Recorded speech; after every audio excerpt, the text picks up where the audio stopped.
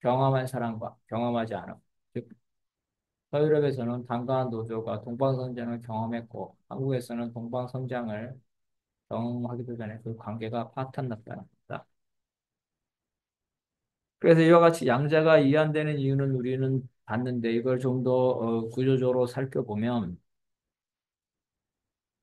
서유럽과 같이 자본주의가 고도로 발달된 나라죠. 후기 자본주의 사회에서 이 산업 구조와 사회 구조가 변화가 됩니다. 그래서 아, 노동이 없는 성장이죠. 자동화, 스마트 이런 노동자의 위기가 심화되고 그래서 이 노동조합에서 이러한 조합원들의 단결이 이 과거에 비해서 어렵다는 겁니다. 또 좌파 정당 내에서도 노동자가 아닌 이러한 당원들이 많고 또 노동자 하더라도 정규직이라든가 전문직 노동자 같이 노동자 내에 너무 다양성, 이해관계가 많아요. 쉽게 말하면 이제 규정 노동자죠. 월급도 많이 받고 자기가 노동자가 아니라고 생각하는. 그래서 영세 자영업자보다 돈을 더 많이 버는 이러한 노동자들이 많다는 겁니다. 그래서 이 총연맹이 오늘날 총연맹이 노동운동 센터에서 위상이 약화된다는 거죠. 또한 사회 문제가 다원화되면서 노동 문제 말고도 소비자 문제, 환경 문제, 여성 문제 이러한 것들이 되게 되면서 과거와 달리 이 노동 문제만 사회적으로 부각되는 것이 아니라는 즉 노동자와 자본가의 대립을 희석시키는 그죠? 노동자의 자본가의 이러한 대립이 사회적 주목을 받지 못하고 다른 현안들이 이 사회적 주목을 받으면서 계급 대립의 중요성이 잃어가고 탈노동화, 자동화 현상이 일어나고 있죠.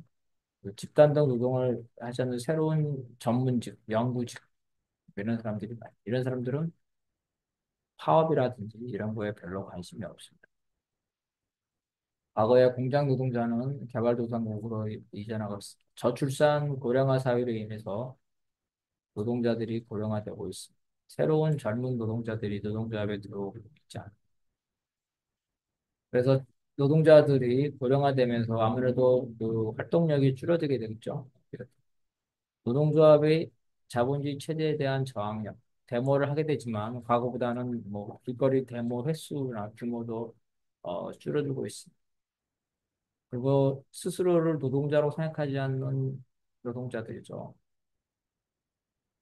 두 가지인데요. 하나는 전문직 노동자 같이 월급도 많이 받고 근로조건도 좋은 이러한 경우가 있고 또 하나는 아르바이트가 엄청나게 많죠. 하는 사람들이 자기가 아르바이트를 평생 직업으로 생각하지 않기 때문에 노동조합을 할 생각을 하지 않습니다. 그래서 노동자들 중에 상당수가 노동조합에 가입하지 않는다. 이게 이제 유럽에서도 이렇게 나타나고 한국에서도 점차 이렇게 나타나게 되면서 노동조합의 대표성이 약화되고 있다.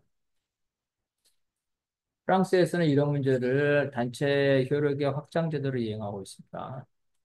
그러니까 내가 노동조합에 가입하고 있지 않더라도 내가 한국노총이든 민주노총이든 그 단체 효력을 선택할 수 있습니다. 그 모든 사업장에서 1년에 한 번 투표를 해서 노동조합이 없더라도 그런 단체 협약, 그죠? 한국노총 단체 협약이라든가 민주노총 단체 협약 이런 여러 가지 단체 협약 중에 자기들한테 적용받을 단체 협약을 선택해서 이러한 단체 협약의 효력이 확장되고 있다는 겁니다.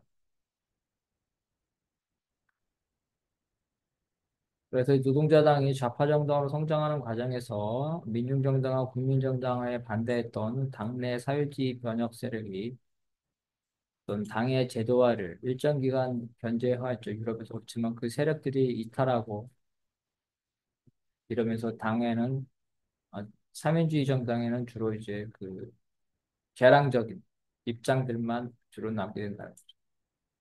강경파들은 이탈하게 됩니다. 그래서 노동자당이 개량화되면서 혁명 세력의 선택은 첫 번째는 남아서 싸운다는 거죠. 그렇지만 싸우지만 당내에서는 소수가 되고 당의 집권은 그 지도자죠. 명망가 국회의원들 중심으로 가게 된다. 탈당의 경우에는 급진적인 정당을 만들죠. 공산당. 근데 이 탈당의 급진적인 정당은 원내에 진출하지 못하게 되죠. 그래서 이런 어려운 상태에 남아있을 경우에는 당내 영향력이 없고 탈당했을 경우에는 원내 정당이 유지하기도 힘들다는 거죠. 그래서 당과 노조가 모두 다 개량화되는데 이런 개량화를 막을 급진적인 세력들이 이 약화가 된다는 겁니다. 그리고 노조가 비록 상대적으로 덜 개량적이지만 당의 개량화를 막을 수가 없죠. 오히려 당으로부터 개량화를 요구받기 때문에 노조가 당과 관계를 약화시킨다는 겁니다. 예를 들어서 정의당의 중앙파라든가 평등의 길이라든가 민주노총 쪽 사람들이 많았지만 노회찬 심상정으로 대변되는 명망가죠. 이런 우회주의 세력을 견제하지 못했습니다. 오히려 어떤 민주노총의 주요 지도자들이 이 노심조처럼 노회찬 심상정도 민주노총 출신이죠. 그 의회 국회의원이 되고자 하는 욕망입니다.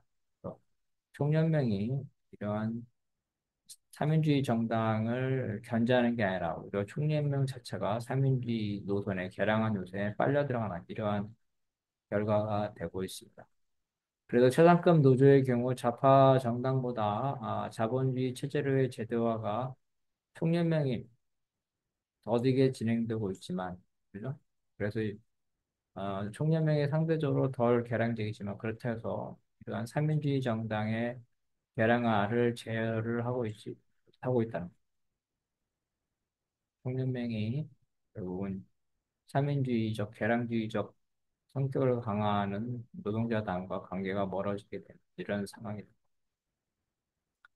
좌파 정당의 우경화와 이제 탈이념화, 탈계급화가 되고 있죠. 그렇죠. 그렇지만 최상급의 노조는 최소한 조합원의 이해관계가 마지노선이다. 그래서 노자 대립과 친노동자성이라는 것은 총연맹을 유지할 수밖에 없다. 그래서 포도주의와 케인즈주의가 한계에 도달하는 이런 후기 산업사회, 공장 노동자가 사라지는 이런 당과 노조의 그 조직 이원주의죠. 그런 조직 이원주의, 당과 노조의 동방성장이 해소되는 오늘날의 3인당이죠. 과거의 급진적인 3인당이 오히려 우경화됐고, 과거의 개량적인 노조가 3인동보다는 더 작용화되는 이러한 운명에 처해 있다. 오늘날 산업사회에서. 그래서 전통적으로 우파 개량주의였던 독일 노동조합도 좌파, 그리고 전통적으로 좌파였던 독일 3인당이 우파로 돌변했다. 이렇게 평가를 하고 있습니다. 노동조합은 이제 집권한 좌파 정당만 배타적으로 지지하는 태도를 회피하고 있다는 거죠. 왜냐하면 노동자당이 집권할 때 양보를 요구하기 때문에. 그래서 이제는 특정 정당을 통해서 총연맹이 어떤 정치적 활동을 하는 것, 이러한 걸 대리주의라는 이 대리주의 입장을 극복해서 다른 정당, 여러 정당을 통해서 필요할 때마다 사안별로 정당들과 연대하고자 민주노총도 일부 민주노총 산별에서 민주당과 연대하는 노조들이 있죠. 이런 식으로 한다는 거죠. 그래서 좌파 정당과 최상급 노조 모두 제도화의 진행에 따라서 과두제는 명명가죠, 명망가, 지도자, 또 관료의 폐해가 심화되고 있습니다. 하지만 당원과 조합원들이 이를 민주적으로 통제하지 못하고 오히려 당과 노조의 관료들이죠. 기득권을 유지하고서 당원과 조합원들의 밑으로부터의 민주주의를 직접 민주주의에 대해서 견제를 하는 거죠. 부담스러워하는 거죠. 그 결과 당원들이죠. 밑으로부터의 당원들의 힘이죠. 이러한 힘들이 약화되고 있다는 겁니다. 밑으로부터의 정치적, 조직적, 재정적 영향력이 약화되고 지도부 중심으로 돌아가고 조합원이나 당원의 민족 소양과 교육 문화에 큰 쇠퇴하고 있다. 조합원 직접민주주의죠. 당원의 직접민주주의가 당의 과두를 당원 소환제라든가 조합원 소환제 이런 것들이 실제로 진행되고 있지 않습니다. 당원들의 어떤 자주성을 높일 수 있는 교육도 지평부가 장악하게 되면서 지도부에게 불리한 내용은 감추게 되고 그 특정 정파가 장악하면 그 정파에게 유리한 내용을 교육을 하게 됩니다. 이렇게 되면서 밑에 있는 당원들과 조합원들의 자주적인 판단 기준, 판단 능력 이런 것들이 줄어들게 되면서 지도부의 당원들이 종속되는 당과 조합원의 자주성이 훼산, 훼손되고 경우에 따라서 당의 관료와 과도에 저항하는 당원이라든가 조합원은 오히려 소외되거나 따돌림 징계를 내서 지도부에 저항하면 징계당하는 거죠. 징계당하는 거죠. 축출되는 이런 형태로 되게 되고 이러한 대의원들이 자기 스스로 정보를 수집하고 판단해야 되는데 이제 지도부가 주는 정보만 가지고 지도부의 뜻에 따른 거수기로 이렇게 되거나 혹은 정파들이 있으면 정파의 뜻이죠. 정파 지도부의 뜻을 따르게 되면서 정파의 입장만 대변하는 다시 말해서 상층만 대변하는 이러한 대의원들이 된다는 겁니다. 그래서 당의 지도자, 노조의 지도자들을 밑에서부터 감시해야 되죠. 국민이 대통령을 감시하듯이 국회의원을 감시하듯이 당과 노조에서 이러한 밑으로부터의 감시가 갈수록 줄어들고 있다는 게 문제입니다. 한국의 상황을 보는데 한국의 오늘날은 자, 엄청나게 발전한 선진국입니다. 유럽에서 100년 동안 걸릴 경제 성장을 한국에서는 30년 만에 했죠. 진보정당 역사를 보게 되면 2001년에 창당한 민주노동당이 2004년에 원내에 진입해서 2014년에 통합진보당대에 완전히 해산이 됐습니다. 그리고 진보정당도 유럽에서는 100년이 걸릴 일을 15년 만에 창당부터 원내 진입부터 해산이죠. 민주노동당까지 15년 만에 이러한 일이 벌어졌다는 거죠. 물론 이러한 해산으로 이루어지게 된 거는 국민참여당과 통합하면서 우회주의로 나아가면서 국회의원 배지를 달기 위해서 지들끼리 분열했죠. 지들끼리 폭력 사태를 일으키고 그 사이에 이석기 사건이 벌어지면서 치명타를 입게 됩니다. 그 다음에 또 한국의 특징은 민주적으로 완성은 안 됐지만 거의 완성. 일반 사람들은 뭐 살아가는데 지장이 별로 없지만 또 노동자들의 경우에는 단체 행동권이 일부 제약받고 있죠.